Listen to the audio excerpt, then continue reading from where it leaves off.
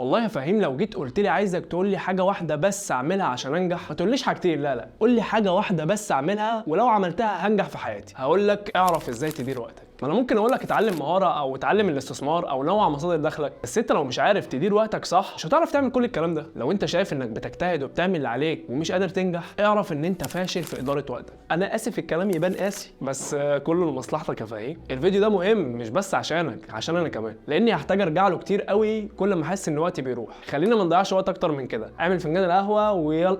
ايه انت نسيت؟ احنا في القرن ال21. الحق افهمك وحقك تكون فهيم. يلا بينا.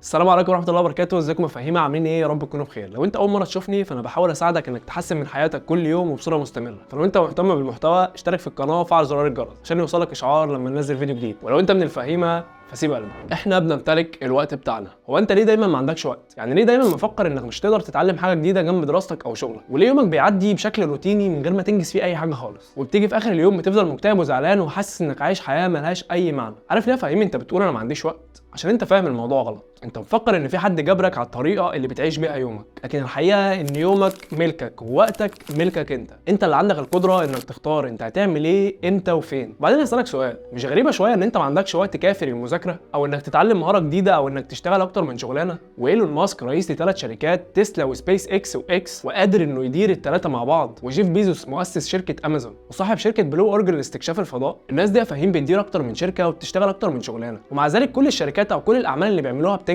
بالله عليك مين اولى انه يقول انا ما عنديش وقت؟ انت فاهم ولا هم؟ ومع ذلك الناس دي بيكون عندهم وقت للقراءه وللتعلم وبيتهم وعيالهم واصحابهم. هل هم يعني مهكرين اليوم؟ يومك انت 24 ساعه ويومهم بيحسبوها على 72 ساعه؟ اكيد لا طبعا، لكن هم متقنين لواحده من اهم المهارات واللي هي اداره الوقت. طب يعني ايه اداره الوقت؟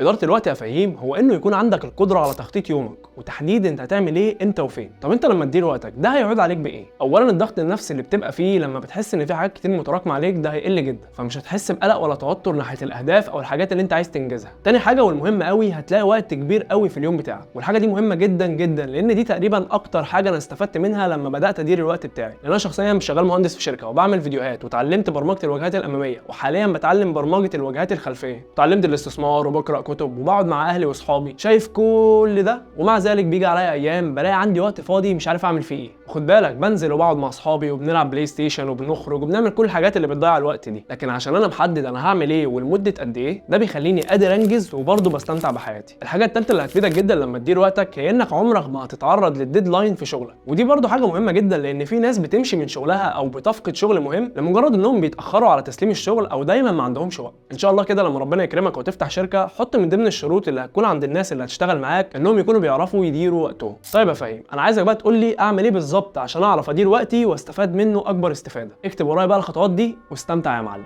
خطوات إدارة الوقت. أول خطوة هي الخطة. لازم يكون عندك خطة لحياتك، لازم تكون عارف أنت عايز إيه. هل أنت بتدرس وعايز تطلع الأول على المدرسة، ولا أنت عايز تنوع مصادر دخلك، ولا عايز تاخد كورس جديد؟ لازم تكون عارف كل الجوانب اللي في حياتك اللي أنت محتاج إنك تديها وقتها، وأنا مقسمهم ل4 جوانب. جانب عملي وده ليه علاقة بشغلك أو دراستك أو كورسات أنت بتاخدها أو أي حاجة بتتعلمها هتعود عليك بإنك تنوع مصادر دخلك. جانب اجتماعي واللي هو كل دايرة معارفك زي أهلك وأصحابك وزمايل الشغل وزمايل الدراسة. وجانب ديني وده علاقتك بربنا وبدينك. وجانب جسدي وده علاقتك بجسمك وبصحتك، نوع اكلك وتمرينك والكلام ده كله. فلازم يكون عندك خطه متقسمه على ال4 جوانب دول. ولو عايز تعرف ازاي بشكل مفصل تبني خطه لحياتك انا عامل حلقه هتخليك تبني خطه للسنه كلها في 4 خطوات هسيبها لك في الاي اللي فوق دي. تاني خطوه الروتين اليومي. اعمل روتين لنومك وروتين لوقت دراستك او شغلك. بمعنى انت واحد بتكون مركز جدا الصبح، يبقى الصح ان روتين نومك يكون من الساعه 10 بالليل للساعه 6 الصبح، وتصحى تبدا يومك بدري. مش مثلا تخرج مع اصحابك الصبح وترجع تشتغل او تذاكر بالليل. الفكره انك حاول تثبت وقت للشغل ووقت للنوم ووقت للمذاكره وهكذا. اعمل روتين وما تغيروش كتير، لان كل ما تغير روتين نومك بالذات بيتغير معاه الساعه البيولوجيه، وده هيخلي عندك قله تركيز ملحوظ، والحاجه اللي المفروض تنجزها في ساعه هتلاقيها تاخد منك ساعتين 3. تالت خطوه قائمه المهام.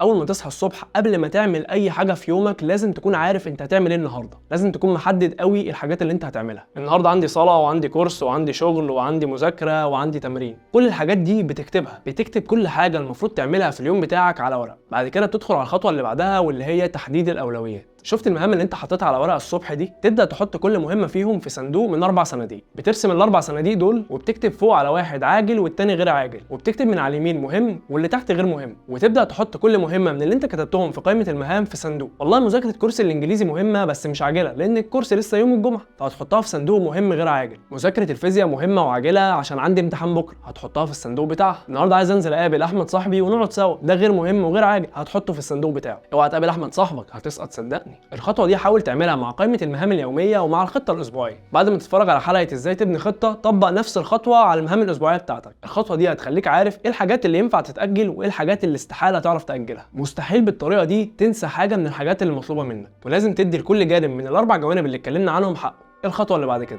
ابدا بالصعب الاهم. شوف اصعب حاجه موجوده في قائمه المهام بتاعتك وابدا بيها. ما تسخنش بالسهل لانك لما تخلص السهل بتحس انك انجزت حاجه كبيره فبتكسل على الصعب. فدايما شوف المهام اللي في خانه العاجل والمهم ونقي اصعب مهمه فيهم وابدا بيها. الخطوه اللي بعد كده، حدد بدايه ونهايه للمهمه. قانون باركنسون بيقول لك ان الحاجه اللي انت محددها بتفضل توسع لحد ما تملى كل الوقت اللي انت محدده. بمعنى انك لو مدي لنفسك مهمه هتخلصها في ساعتين، هتلاقي نفسك خلصتها في ساعتين. وتاني يوم لو اديت لنفسك نفس المهمه بنفس الكميه بس هتخلصهم في 4 ساعات، هتلاقي نفسك خلصتهم في 4 ساعات. والهدف من القانون هو انك ما تسيبش اليوم عايم وتقول والله بعد ما اخلص المهمه الاولى ابدا في الثانيه والكلام ده. لا غلط. لا، انت قول انا هخلص مشروع البرمجه ده في 3 ساعات من الساعه 9 الصبح لحد الساعه 12 الظهر. كده انت حددت بدايه ونهايه للشغلانه. وحاول تكون واقعي وبرضه ما تسيبش مساحه للمرقعه. انا عارفك بتموت في المرقعه يا فهيم. الخطوه اللي بعدها هي العمل العميق. المهاره دي يا فهيم هتخليك تنجز شغل ومذاكره كتير في وقت قليل، وده بيجي بانك تتبع بعض الخطوات عشان توصل لحاله العمق في العمل. وطبعا كل الافكار اللي هتعملها عشان تتقن المهاره دي من كتاب العمل العميق للكاتب كال نيوبورت. مهاره مهمه قوي وهتفيدك في كل جوانب حياتك، وانا عامل حلقه عنها هسيب لك اللينك بتاعها في الديسكربشن، وبرضه هتظهر في الاي اللي فوق هنا او اللي هنا.